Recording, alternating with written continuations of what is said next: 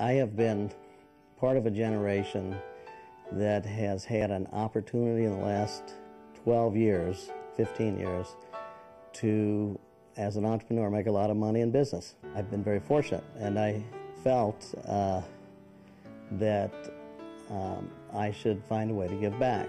I was very, very close to my father. He was a neurosurgeon, brilliant man, and when he passed away in 2003, he was like a 5-year-old child. And when my father passed away from Alzheimer's, it was logical to me to spend time and money to fight Alzheimer's.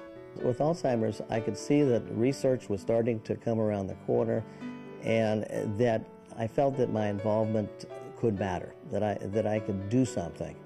And the first thing I did was found out about the Zenith Fellows. For myself, I'm not knowledgeable enough to take a large amount of money and give it to a university. I don't know enough about the science to decide whether that's the right university or the right study. For me, Zenith was ideal. I could give the money to Zenith, and we have a group of the, I think, 12 top scientists in the world that are reading the applications and helping us decide who gets the grants. And we're looking for out-of-the-box ideas. We're looking for directions that open up new possible thoughts for the solution. It feels good to actually see results. There aren't that many opportunities in curing a disease where that you can, every 6 months you have a meeting and you actually see the results and you hear the results from scientists, and then you see the tests come in, and hopefully we'll have some great test results coming in the next year. That is very satisfying.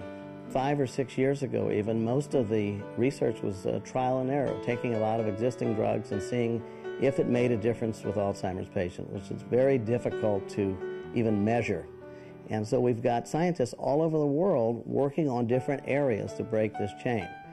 And we can see it. We can see drugs in their final, in phase 3 of testing now, 9 drugs. We've never had anything like that. What will happen is once we have even one real drug, the hospitals will then open up the scanning world.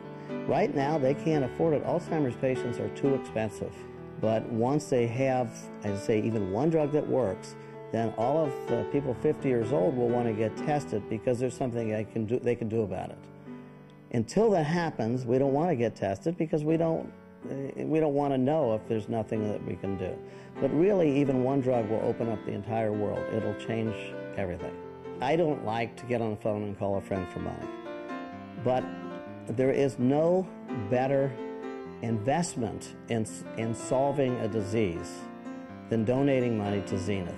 We have a light at the end of the tunnel. We meet directly with the top scientists in the world. We have a disease that affects all of us, ourselves, our kids, our family, our friends, our future. I hope that we solve it. My kids, my wife, my friends don't have to go through what my mother went through.